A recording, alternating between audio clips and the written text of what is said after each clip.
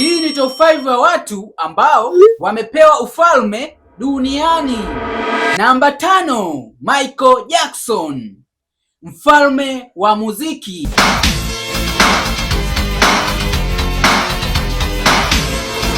Namba 4, Eliud Kipchoge, mfalme wa mbio. This is history unfolding on the streets of Vienna this morning. It's a Saturday run like... Namba 3, Cristiano Ronaldo, mfalme wa mpira wa miguu.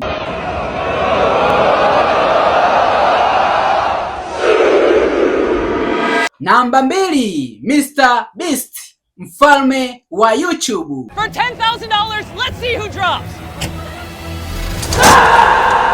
You guys passed. Hakikisha umenifollow, umelike, umeshare, alafu shuka kwenye comment hapo niambie ni mfalme gani ambaye nimesahau kumtaja.